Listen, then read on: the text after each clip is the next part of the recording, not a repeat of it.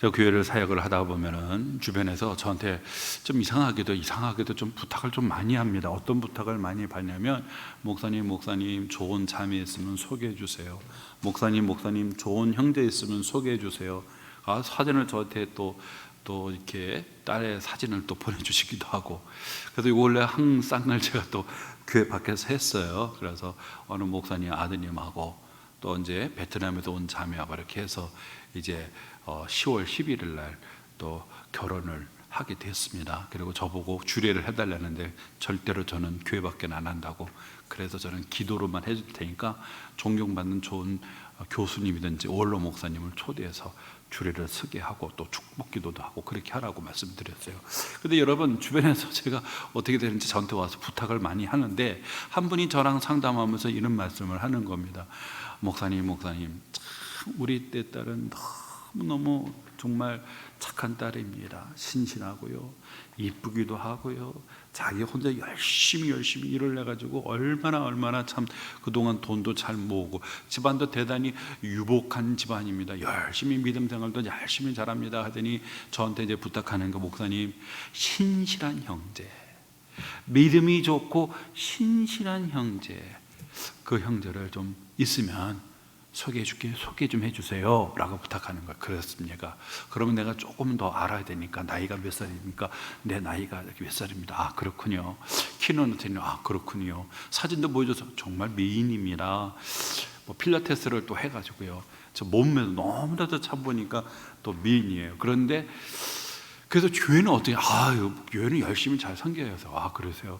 봉사하는 거 있습니까? 아니래. 주일날만 예배 드린다는 거예요. 그래요. 그러면은 싱글이고 혼자 있고 이제 처년이니까 청년부는 열심히 잘 다니겠네요. 그랬더니 아니래요. 왜요? 그랬더니 자기하고 안 맞대요, 목사님. 안 맞대요. 그래요? 안 맞으면은 또 교회도 옮길 수도 있는 거네요. 그런데 신실한 형제를 저에게 부탁하셨는데, 대체로 제가 그 신실한 형제를, 그 가정에 있는 부모님들도 귀한 집의 아들이지 않습니까? 또 그 가정도 신실하다면은 신실한 자매를 또 얻고 싶어 하지 않겠습니까? 그러면은 저한테 꼭 물어보는 것은 교회를 잘 섬기느냐. 그런데 청년부로 안 나와요 라고 말한다면 어떻게 생각할까요? 교회 도의 치리에 복종하는, 순종하는 사람은 아닌가 보다, 그런 생각. 신실한, 그냥 일반적인 사람을 만난다면 큰 문제가 없겠지만, 신실한, 믿음이 좋고 신실한 사람을 원한다면 여러분 그거 물어보지 않겠습니까? 그러더니 갑자기 저에게 돌변하더니 하는 말이, 목사님은 정말 사랑이 없는 것 같아요. 그거 너무 위선적인 것은 아니요. 막 부정적인 말을 막 내놔서, 그래서요. 그러면 제 소관이 아닌가 보면 죄송합니다. 제가 괜한 말을 했고요. 대체로 그렇게 또 물어보기 때문에 제가 말씀드린 겁니다. 그래서 이제 나중에는 이제 본인이 실수했다 생각, 죄송한데 이제 거기서 더 이상 이분의 딸은 제가 안 하는 걸로, 중매를 안 하는 걸로, 없는 걸로 덮었어요. 여러분 그렇지 않습니까? 여러분, 신실한 믿음이 좋은 사람을 원한다면 그 상응하는 배우자도 그와 유사한 사람을, 비슷한 사람을 소개해야 되는 것은 마땅한 거잖아요. 그리고 그쪽에서 요구하는 것이 있다고 한다면 그 요구 조건을 충족해서 이번 주라도 청년부에 좀 나오라고 하세요. 근데 왜 본인이 안 맞다고 해서, 그럼 옷처럼 맞으면 안 맞으면 교회도 안 가고 들어오고 그러겠습니까? 근데 그걸 또 판단하는 기준이 될 수도 있지 않습니까? 순복하는 사람인가? 그죠? 예수를 믿는 사람은 뭡니까 여러분? 순종이 제사보다 낫다고 했잖아요. 순복하는가? 그걸 보지 않습니까? 그리고 저한테 부탁하는 분도 뭡니까? 그걸 다 믿기 때문에 저한테 부탁을 하는 거잖아요.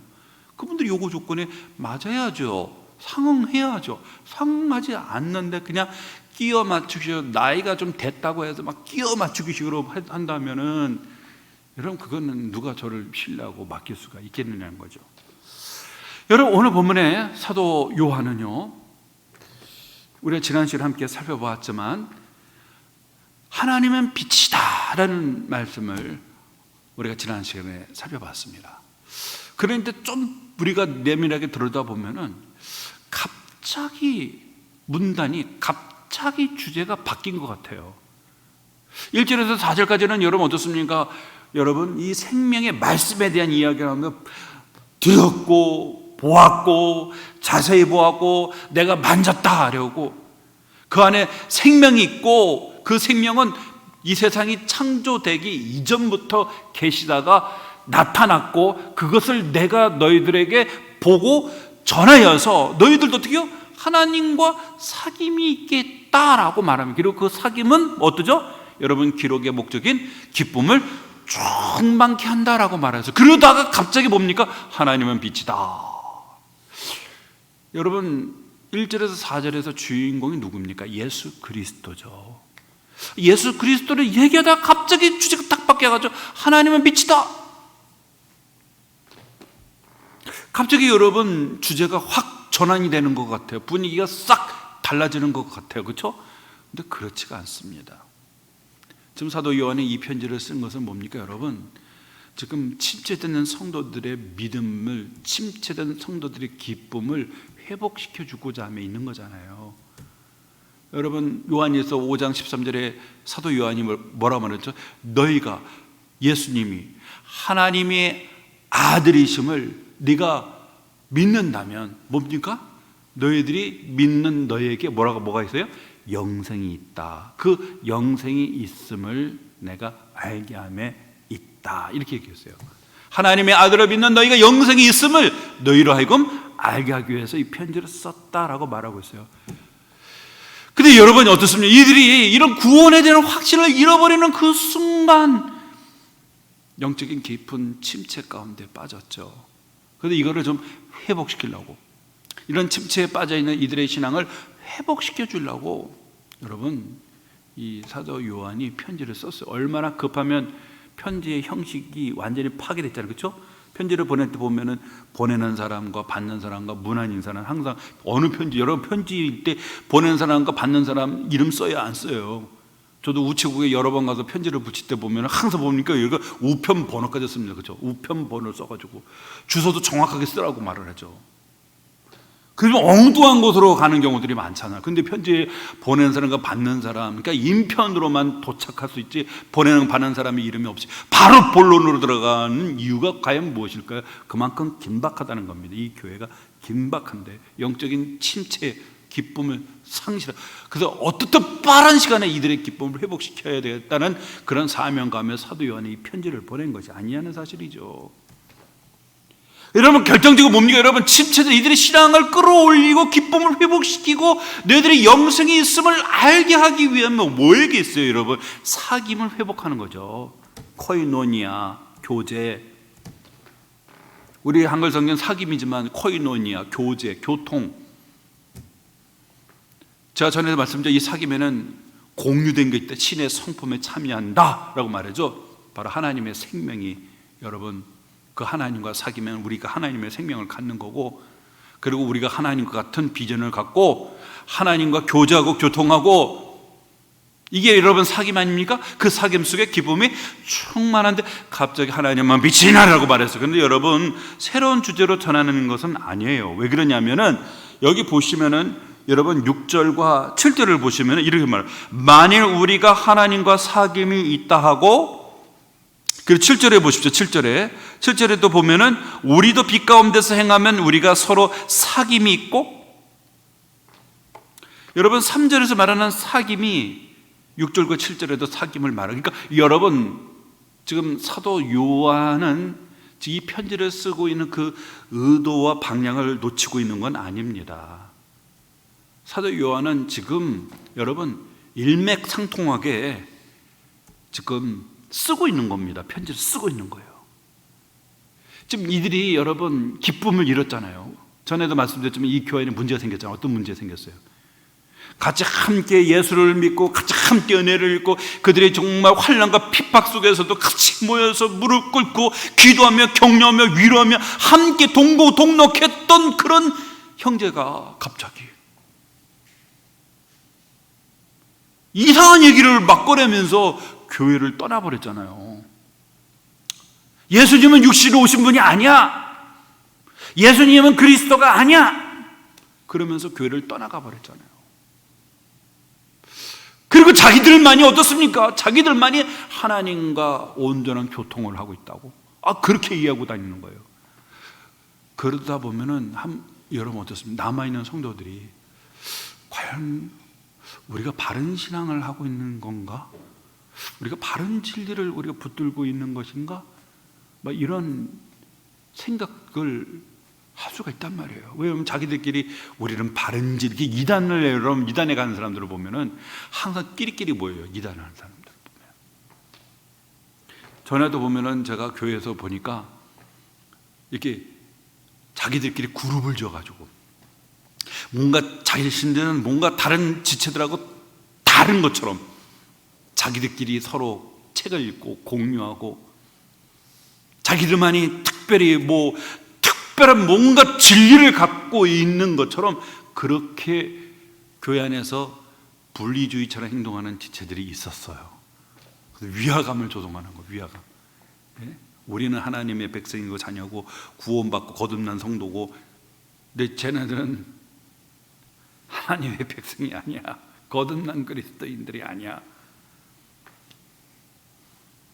물론 보면은 참 이렇게 다양한 사람들의 교회에 있다 보면은 청년들 보면 그런 어르신들 얘기하잖아요. 여자들은 자매들의 신앙은 시집 가보면 안다고. 예? 남자 신앙은 어디서 합니까? 군대 갔다 오면 안다고. 자매들 같은 경우 뭡니까? 시집 가면 안다고. 제가 전에 저희 교회 지금 작고하신 우리 원로 장로님도 저한테 그런 얘기를 종종 하셨어요. 목사님, 청년들 보십시오. 장로님 열심히 자성기잖아요. 그러면 목사님, 남자 우리 형제들은 군대 가보면 알고 자매들은 시집 가보면 알아요. 그렇게 해서 신앙에서 떠나간 친구들이 되게 많다는 거예요. 임상 경험이죠. 오랜 교회 생활하다 보니 임상 경험을 해본 거예요. 군대 갔다 왔고 참 열심히 한겠는데 군대 갔는데 그 이후로 사라져 버렸어요. 어느 순간 길거리 있을 때 담배 피고 다니고 술 마시고 다니고 있어요. 교회를 떠나버렸어요. 자매들은 눈물 콧물 흘리면서 막 그렇게 주일학교 율동도 배우고 섬겼는데 결혼하고 나더니만 교회를 졸업을 해버렸어요. 교회를 시댁에서 예수 믿는 거는 되게 싫어한다고 그럽니까? 그래가지고 교회를 떠나버렸어요. 여러분, 이 교회 성도들 그런 분열을 겪었잖아요. 침체에 빠졌어요.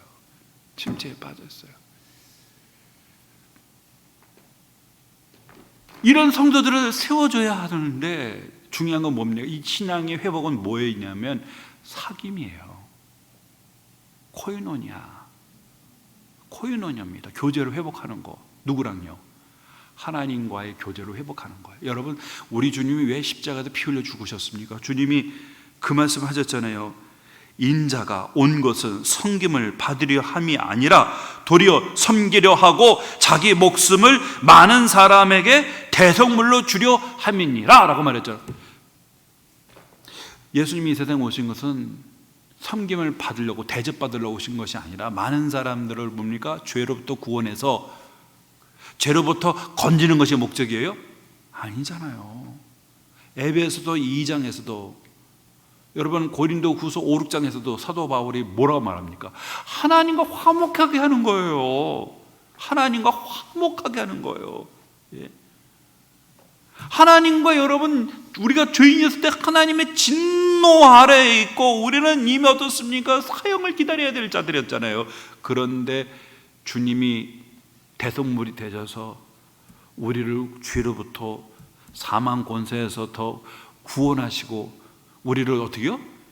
하나님과 깨어지고 원수된 하나님과 관계를 회복하는, 화목하게 하는. 그래서 그 하나님과 어떻게 돼요? 한 집에서 같이 호호하하하면서 해봐 입에다 떡 넣어주고 김지사님 그렇고 가을이 되면 김장해가지고 그렇죠? 김장해서 이제 김장철이 가까워져 가고 있는데 김장을 해갖고 그 입에다가 이렇게 넣어주면서 먹어봐. 교회 와서 서로 같이 교제하고 그렇죠? 같이 섬기고 이게 사귐이잖아요, 그렇죠? 이런 하나님과의 사귐을 위해서, 하나님과 교제를 위해서, 거기에 여러분 기쁨이 있는 거잖아요. 기쁨이 있는 거잖아요. 하나님과의 그 기쁨. 근데 중요한 것은 뭐냐면 오늘 5절에 하나님은 빛이라, 어둠이 조금도 없다라는 명제적인 진리를 선언하는 것으로부터 시작한 것은 뭐냐면, 지금 이 영혼의 의사가 되신 사도 요한이 지금 이 교회를 집도하고 있잖아요. 문제를, 여러분 지금 이제 수술하기 위해서, 이들의 영혼의 문제를 지금 수술하려고 이제 메스를 탁 들고 배를 갈아서 이제 그 암덩어리를 제거해야 되잖아요. 가장 중요한 수술, 먼저 해야 될 수술이 이거예요. 하나님은 빛이라. 여러분 수술할 때 제일 중요한 게 뭔지 아십니까?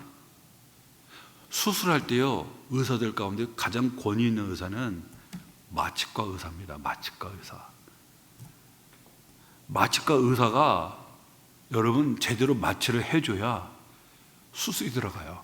그래서 중요한 거는 뭐냐, 모든 수술의 일정은 누가 짜는 줄 아십니까? 마취과 의사예요. 마취과 의사가 오전 몇 시, 오후 몇 시 딱 맞춰가지고 이제 먼저 마취과 의사가 마취를 탁 시키면, 그 다음에 이제 외과 의사가 어떻습니까? 이제 수술실에 가서 본격적인 수술에 들어간단 말이죠. 오늘 하나님의 빛은 바로 수술을 하기 위해서 먼저 지금 마취과 의사가 메스를 튼 겁니다. 지금 먼저 전제가, 여러분 하나님은 빛이라, 그리고 어둠이 없다. 빛과 어둠을 지금 대조시키고 있어요. 그럼 여기서 말하는 빛은 무엇을 가리키느냐? 지난 시간에 제가 거룩함이라 말하지만 1차적인 의미는, 빛은요, 사도 요한의 말씀을 우리가 통해 맥락에서 살펴보면은, 요한복음 1장 1절 18절에 보면은 이 빛을 뭐냐면 사람의 생명이다, 이렇게 사도 요한이 말합니다. 그 안에 생명이 있었으니 이 생명은 사람들의 빛이라. 빛이 어두움의 빛이되 어둠이 깨닫지 못하더라 그랬어요. 빛인데 그 빛이 뭐라고요? 사람의 생명이라는 거예요. 사람의 생명이에요. 여러분 요한에서 이제 1장에서 우리가 마지막 5장까지 살펴보면은 명제적인 진술이 딱 두 번 등장해요. 뭐냐면 하나님은 빛이라는 거하고, 두 번째는 하나님은 사랑이다 하는 거예요. 이거는 불변의 진리입니다. 하나님은 빛이고 하나님은 사랑이다. 이 두 개의 전제를 가지고 여러분 사도 요한이 1장에서 5장까지 편지를 쓰고 있단 말이에요. 하나님은 빛이고 하나님은 사랑이다. 여러분 하나님은 빛이라는 건 은유법입니다. 은유적인 표현이에요. 그래서 하나님이 마치 똑같은 물리적인 빛을 말하는, 아 그렇구나, 하나님의 존재는 빛의 존재로 존재하고 계시구나. 그래서 하나님을 에너지처럼 생각하면 안 돼요. 빛에 갖고 있는 특성을 비유적으로 하나님이 갖고 있는 그 성품을, 하나님의 특성을 설명해 주고 있는 겁니다. 설명, 왜요? 우리 하나님의 존재는 어떻습니까? 하늘에 존재하신 하나님을 인간의 제한된 언어로 설명을 하려고 하니 그런 은유적인 표현을 쓸 수밖에 없어요. 하나님은 빛이다, 그러죠. 여러분 빛은 창세기 1장에 하나님의 빛이 있으라, 첫째 날 제일 먼저 창조하신 그만큼 빛은 주기, 왜? 빛은 모든 생명체 에너지를 공급해 주는 것이 빛입니다. 그렇죠? 빛이 모든 피조물 가운데 제일 중요하다 보니 첫째 날에 하나님이 빛을 만들었잖아요. 나머지는 생명체는 식물이든 바다에 있는 물고기든 하늘의 새든 사람이든 그 이후에 존재한 거죠. 빛이 먼저 존재하지 않고서는 존재할 수가 없어요. 모든 생명의 에너지가 다 빛에서 받는데, 또 두 번째 빛은 뭡니까? 밝힙니다. 볼 수 있게 합니다. 어둠을 물리치고 볼 수 있게 합니다. 그래서 어둠이 없다 이렇게 말하잖아요.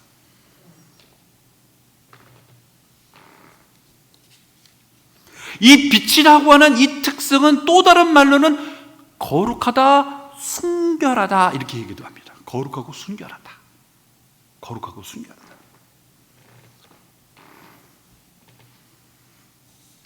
그런데 여러분 생각해 보십시오. 오늘 6절입니다. 6절. 만일 우리가 하나님과 사귐이 있다 하고 어두움에 행하면 거짓말을 하고 진리를 행하지 아니한다라고 말합니다. 예수 그리스도의 십자가의 은혜로 하나님과 우리가 사귐 가운데 들어갔어요. 근데 여러분, 하나님은 빛이죠. 빛은 어떤 특성을 갖고 있습니까? 밝힙니다. 그렇죠? 여러분 집에 껌껌할 때, 오늘 저녁에 이제 집에 들어가시면 제일 먼저 배가 고프다, 밥 먼저 먹어야지 하고 들어가서 집에서 밥 잡수신 분이 있으세요? 문 열고 제일 먼저 들어가시면 먼저 하는 게 뭡니까? 등불을 켜는 거잖아요. 등불을 켜는 거잖아요. 예? 목말라 하고 물 잡수러 가는, 차다가 잘못하면 넘어져서 뼈 부러지십니다. 제일 먼저 화장실 가실 때도 먼저 불 켜고, 귀찮아 그러다 미끄러지면 어떡하려고. 먼저 빛을 비치는 거죠. 빛. 하나님의 존재를 빛으로 지금 묘사하는 것은 지금 사도 요한이 뭔가를 우리에게 교훈하고자 하며 있는 거예요. 뭐냐면 하나님과 사귄다는 게 뭐예요, 여러분? 사귄다는 거는 가까이 한다는 거잖아요. 우리 처녀 총각들이 걔네들 사귄대. 그러면은 저녁 즈음에 둘이 만나요. 데이트를 합니다. 카페에서 만나든 어디서 만나든. 여러분, 사귄다 그랬을 때 서로 온라인으로, 줌으로 사귀는 사람 봤어요? 사귄다 그러면 지남철처럼 만나죠. 제가 왜 이 말씀을 드리냐면, 하나님과 사귄대요. 이 공동체에 나갔었던 사람들이 그런 말 하는 거예요. 우리는 하나님과 특별한 계시를 통해 우리는 하나님과 교통하고, 우리는 하나님과 사귀고, 우리는 하나님과 코이노니아를 누리며 살아, 이렇게 얘기한단 말이에요. 그러면은 하나님이 빛인데, 여러분, 하나님을 가까이 하면 뭐가 보입니까? 뭐가 비춰집니까? 하나님을 가까이 하면 가까이할수록 우리 모습이 더 적나라하게 드러나죠. 예? 어둠 속에 있었을 때는 몰라요. 어둠 속에 있었을 때는 모릅니다. 안 보이니까. 근데 빛이 비춰지는 그 순간 보입니다. 갑자기 집에 들어 불 탁 켰더니 뭔가 확 지나가요. 바퀴벌레가. 몰랐어, 전에는. 잠을 잘 때는 뭐가 막 기어가고 몰랐는데 불을 탁 켜보니까 바퀴벌레예요. 보인단 말이에요. 하나님과 우리는 사귄다라고 말한다면, 하나님을 가까이 하게 되면 당연히 그 하나님의 빛 앞에 자기 자신 점점점 노출되고, 더 가까이 할수록 자기의 그 빛에 노출되는 그 폭이 넓어지게 되어지면 뭘 보게 만드는 봅니까? 죄가 보이죠. 죄가.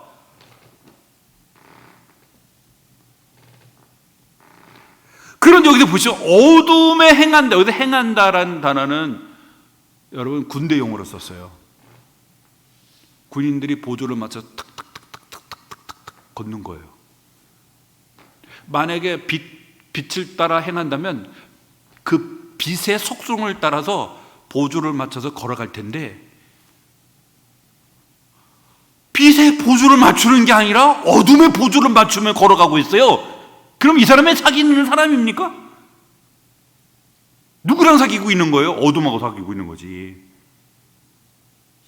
하나님을 나는 사귀고 있습니다. 하나님을 가까이 하면, 그러면 하나님의 빛인데, 그러면 그 하나님의 본성 중에 대표적인 본성의 그 빛의 속속에 하나님과 같이 보조를 맞추고 그분과 교제하고 그분을 가까이하고, 남에다 가까이 하면 뭡니까 여러분? 우리가 그분을 닮아가기도 하고 그분의 그 속성을 따라 우리가 걸어가게 된단 말이에요. 여러분, 모세가 시내산 꼭대기에 올라가서 40일 동안 하나님과 교통하고 내려오니까 어떤 현상이 일어났습니까? 얼굴에서 빛의 광채가 나가지고 백성들이 두려워가지고 수건을 가렸잖아요. 살이실 때까지. 시내산 꼭대기에 올라가서 하나님을 가까이, 그 하나님과 40일 동안 같이 있으니 하나님의 영광이 그대로 투사가 됐단 말이에요, 모세에게. 하나님은 분명히 빛인데 우리는 하나님과 사귀고 있다면서 어떻게 여기서 어둠이는 뭘 상징할까? 죄를 말하고요. 그 죄를 행하며 걸어가고 있다라고 하면은 그게 바로 어떻습니까, 여러분? 그 사람이 지금 빛 가운데 걸어가는 사람이라 말할 수 있겠어요? 거짓말이죠. 거짓말이죠. 여러분, 이 요한일서 2장 우리 보십시오. 2장 8, 9, 10절인데 한번 보십시오. 요한일서 2장 8절을 보세요. 다시 내가 너에게 새 계명을 쓰려니 그에게와 너에게도 참된 것이라. 이는 어둠이 지나가고 참빛이 벌써 비침이니라. 빛 가운데 있다 하면서 그 형제를 미워하는 자는 지금까지 어둠에 있는 자요, 그의 형제를 사랑하는 자는 빛 가운데 거하여 자기 속에 거리낌이 없으나 그 형제를 미워하는 자는 어둠에 있고 또 어둠에 행하여 갈 곳을 알지 못하나니 이는 그 어둠이 그의 눈을 멀게 하였습니다. 그러죠. 오늘 빛과 어둠을 대조합니다. 사랑과 미움을 대조합니다. 빛의 속도는 어떤 속성을 갖고 있죠? 사랑의 속성을 갖고 있죠. 어둠은 어떤 속성을 갖고 있습니까? 형제를 미워하는 속성을 갖고 있잖아요. 우리가 하나님은 빛이, 그 하나님의 그 빛 가운데로 걸어간다면 우리에게도 그런 하나님의 빛이 투사가 되어야 되는데, 어둠을 따라서 이게 형제를 미워하는 그 길을 따라 걸어가고 있다면 그 사람이 어떻게 빛 가운데 교제하고 사귀는 사람이라고 말할 수 있느냐는 거예요. 거짓말이죠. 그러니까 오늘 사도행은 뭐죠? 거짓말하는 거라고. 그 사람은 거짓말하는 거라고. 그리고 그는 진리를 행하는 사람이 아니라고 말하잖아요. 진리는 아까 말했죠? 형제 사랑하라는 것이 진리인데 그걸 행하지 않는다는 것은 빛을 따라 걷는 게 아니라 어둠을 따라 행하는 사람이라고. 7절에 보십시오. 그가 빛 가운데 계신 것 같이 우리도 빛 가운데 행하면 우리가 서로 사귐이 있고 라고 말했어요. 여러분, 하나님이 빛 가운데 계신 것 같이 우리도 그 빛 가운데 서로 보조를 맞춰서, 여기서 행한다는 그런 의미거든요. 보조를 맞춰서 빛 가운데 계신 그 하나님을 속성 성품을 따라 우리가 걸어간다면 그 사람이 하나님과 사귀는 사람이 아니에요. 사귀는 사람이죠. 근데 빛 대신 그 하나님을 사귄다고 하고 코이노니아 한다고 하고 교제한다고 하면서 어두운 가운데, 그 어둠이 뭐라고 말하죠? 2장에는 형제를 미워하는 거예요. 그럼 그 사람이 빛 가운데 걸어가는 사람입니까? 아니죠. 어둠 가운데 걸어가는 사람이죠. 하나님과 사귐이 없는 사람. 여러분, 우리는 어떻습니까? 우리는 하나님과 사귐이 있는 사람입니까? 옛날에 집회가 끝나서 저 이제 청년부 담당을 했을 때였어요. 카페에서 이제 다 같이 모여가지고 이제 서로 이제 말씀을 나누는 시간들이었어요. 다들 이제 나름대로 도전 받았습니다. 은혜 받았습니다. 제가 얼마나 죄된 자인지를 깨달았습니다. 지체들이 다 얘기하는데 한 형제, 저 오늘 말씀을 들으면서 제가 정말 하나님 앞에 거룩하고 완전한 길을 걸어가는 걸로 깨달았습니다. 이렇게 얘기하는 거예요. 옆에 있는 지체들이 부족합니다. 저는 죄인입니다. 연약합니다. 막 이렇게 고백 같은 친구들이 부끄러워지게 됐어요. 나는 이렇게 죄 안 짓고 거룩하게 살아간다고 이렇게 얘기해요. 스펄전 목사님이 한 가정을 초대를 받으셨어요. 근데 이분은 하는 말이, 나는 전혀 죄를 짓지 않고 살아갑니다, 목사님. 그래서 같이 이제 식사를 하시다가 스펄전 목사님이 그런 일을 안 하는데 얘기를 들어보니까 자기는 전혀 예수를 믿고 나서 죄 없이 산대요. 죄 없이 살아간대요. 그렇게 죄 없이 살아간다고. 그래가지고 그 컵을, 찬물이 담기는 컵을 가지고 그분의 얼굴 향해, 스펄전 목사님 얼굴에 물을 확 끼얹었어요. 그게 물이 확 끼얹는 그 순간에 사람이 화가 나 불컥 내더니 막 모욕적인 표현을, 지금 저 제정신이냐면서 막 나오는 거예요. 그때 스펄전 목사님이 이분한테 하는 말이, 죄 없이 사신다고 했는데 제 이 차가운 물 한 컵이 선생님의 마음속에 잠들고 있던 죄를 깨웠네요. 선생님의 마음속에 잠들고 있는 죄를 깨웠네요. 여러분, 우리가 하나님의 예수를 믿고 하나님의 생명이 우리 가운데 있어도 우리 안에는요 죄의 본성이 있습니다. 그리고 죄의 욕망이 우리 안에 있습니다. 여러분, 물론 우리가 예수를 믿기 이전과 이후는 달라요. 여러분, 분명히 이건 아셔야 돼요. 예수 믿고 이후에는 변화가 있죠. 고린도서 5장 17절, 그런즉 누구든지 그리스도 예수 안에 있으면 새로운 피조물이라. 이전 것은 지나갔으니 보라 새 것이. 이전 지나간 것이 있어요. 이전 것은 새로운 피조물이라. 이전 것이 지나갔다고 했잖아요. 그런데 새 것이 되었다라고 했는데 지나간 게 없어요. 이전 것은 지나갔다고 했잖아요. 근데 이전 그대로예요. 그게 무슨 피조물입니까? 예수를 믿는 그 순간에 우리 안에 성령 하나님이 뭐라고요? 인친다고 그랬어요. 성령 하나님이 우리 안에 오시면서 혼자 오십니까? 생명을 이식하며 들어오세요. 우리 안에 생명을 이식하며 들어오세요. 전에는 우리를 지배한 게 죄의 본성이고 죄의 야망이고 죄의 욕망입니다. 잠깐 우리 안에 있는 도덕과 양심으로 이거를 제어하고 있었지만 곱비 풀린 망아지처럼 때때로는 우리를 휘젓고 다닙니다. 근데 우리가 예수를 믿고 성령 하나님이 우리 안에 들어오며 생명을 이식하는 그 순간 더 이상 우리는 죄의 종이 아닙니다. 죄의 종 노릇하지 않습니다. 죄가 우리 안에서 왕 노릇하지 않습니다. 하지만 우리 가운데 죄의 본성과 타락한 욕망이 우리 안에 있어요. 이게 자꾸 발길질합니다. 자꾸만 이것이 우리 안에서 나오려고, 표현되어서 나오려고 자꾸 합니다. 그래서 여러분, 우리가 빛 가운데 계신 주님과 사귀면은요, 그 빛의 조명을 받아서 우리가 보지 못했던 그 미세한 것까지도 노출이 된단 말이에요. 보여진단 말이에요. 예? 여러분, 사도 바울의 고백을 생각해 보세요. 처음에 사도 바울의 에베소서는 뭐라고 고백을 했죠? 예? 나는 모든 성도들보다 지극히 작은 자다, 이렇게 고백했죠. 그리고 나서 한 5년 후에 여러분 고린도전서 15장에 사도 바울이 뭡니까? 나는 사도 중에 지극히 작은 자라, 사도라 칭함받기가 부끄럽다고, 난 만삭되지 못한 자라고 얘기했어요. 마지막 죽기 전에 사도 바울이 디모데전서 1장에서 뭐라고 말합니까? 나는 죄인 중에 괴수라고. 야, 사도 바울도 참 보통 사람이 아니네. 가면 가서 얼마나 많은 죄를 지으면은 결국 마지막 죽기 전에 편지에 나는 죄인의 괴수라고 고백하냐?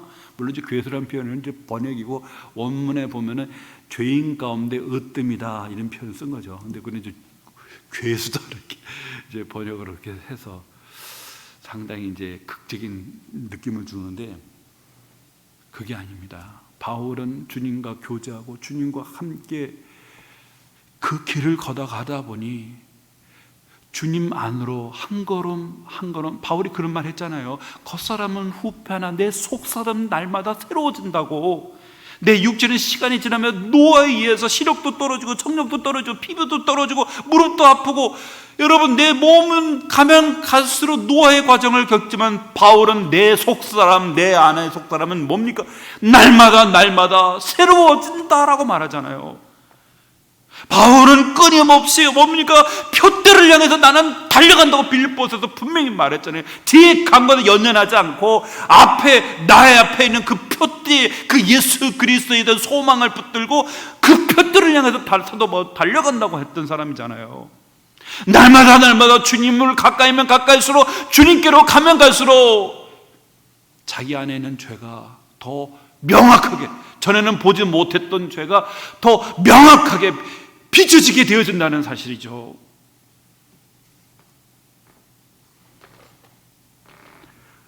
그래서 여러분 7절에 그가 빛 가운데 계신 것 같이 우리도 빛 가운데 행한다면 우리가 서로 사귐이 있다는 증거라는 겁니다. 이게 증거라는 거예요. 그런데 그 다음 구절을 보세요. 그 아들 예수의 피가 우리를 모든 죄에서 깨끗하게 하실 것이요 라고 말해요. 여러분, 우리 그리스도인이 주님과 가까이 하다 보면 그 주님의 그 광채로 한 걸음 한 걸음 가는 거잖아요. 그렇죠? 그럼 더 우리 자신이 비춰져요. 그러면은 우리가 죄를 깨닫게 됩니다. 우리의 말과 우리들의 행실과 삶의 소소한 모든 부분들이 드러납니다. 그러면 우리는 뭘 하죠? 깨달아질 때 뭐 합니까? 회개하잖아요. 하나님, 죄인입니다 하고 깨달아질 때마다 회개하지 않습니까? 그럴 때 여러분, 우리가 누구의 이름으로 회개합니까? 그 아들 예수의 피, 그 피로 하나님 우리를 씻겨주신다는 겁니다. 우리 죄를 씻겨주신다는 거예요. 예? 만약 우리가 죄가 없다 말하면 뭡니까? 스스로를 속이는 거고 자기 자신을 기만하는 거고, 진리가 우리 속에서 있지 아니할 것이오라고 말하잖아요. 절대로 그럴 수가 없어요. 왜? 사귀는데, 하나님과 가까이 가 사귀는데 어떻게 내가 죄가 없다라고 말할 수 있겠어요? 그걸 자기 기만하는 거죠.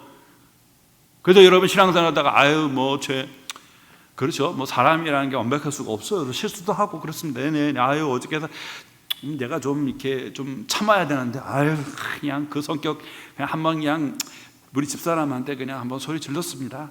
근데 뭐 가서 뭐 미안하다고 말해야죠. 뭐 이렇게 가볍게 생각하는 거, 사람들이 가볍게 생각해요. 가볍게 생각해요. 죄를 하나의 허물로, 그냥 실수. 죄는 하나님의 본성에 대한 공격입니다, 여러분. 생명이 우리 안에 계셔요. 성령이 우리 안에 계세요. 그분은 뭡니까? 사도 바울이 고린도전서 3장 16절에 뭐라고 말했어? 너희는 하나님의 성전인 것과 하나님의 성령이 너희 안에 거하시는 것을 알지 못하느냐고 말했죠. 거룩하신 분이 우리는 성전입니다. 죄는 그 성전에 계신 그 하나님을 향한 공격입니다. 시기예요. 질투해요. 욕망을 품어요. 분노합니다. 거짓말합니다. 음란한 생각을 갖습니다. 이거는 내 속에 계신 그 하나님을 향한 공격입니다, 여러분. 공격이에요. 근데 이거를 심각하게 생각을 안 하는 거예요. 심각하게. 시기와 질투 차이가 뭔지 아십니까, 여러분? 시기는 내가 갖지 못한 거를, 내가 갖고 싶어 하는 거를 상대방이 가질 때 품는 마음이에요. 질투는 뭔지 아십니까? 내가 갖고 있는 거를 빼앗기지 않고자 하는 마음이 질투입니다. 그래서 시기는 여러분 항상 뭡니까? 쌍방가예요. 쌍방이에요. 내가 갖고 싶은데 저 사람이 갖고 있네요. 나는 정말 저 차를 갖고 싶은데, 나는 열심히 일하는데 상대방은 참 부모만 잘 만나서 막 좋은 차 타고 다니고 좋은 가방 들고 다니고, 막 사람들한테 앞에 가면 인기도 많고 막, 그러다 보면 내 마음이 이제 부글부글 시기하는 거죠. 질투는 뭡니까? 내가 사랑하는 여인이에요. 근데 불안해. 빼앗길 것 같아. 그 불안한 마음, 내가 아끼고 사랑하는 것을 빼앗기고자 할 때 그걸 지키고자 하는 마음이 질투입니다. 이게 틀려요. 내 안에 계신 성령 하나님, 내 안에 계신 하나님을 향한 공격이 죄를 짓는 거예요, 여러분. 하나님을 가장 가슴 아프게 하는 일이죠. 그래서 여러분 9절에 보시죠. 만약 우리가 우리 죄를 자백하면 그런 미쁘시고로서 우리 죄를 사하시며 우리를 모든 불의에서 깨끗하게 하실 것이요. 하나님을 가까이 하면 가까이 할수록 우리는 죄를 깨닫게 되고, 그럼 어떻습니까, 여러분? 회개해야 되죠. 어떻게 회개하죠? 하나님 앞에 고백하는 거예요. 내가 죄인이라는 사실을 진솔하게 하나님께 고백하고 하나님께 자비와 용서를 구하는 거죠. 그러면 뭡니까, 여러분?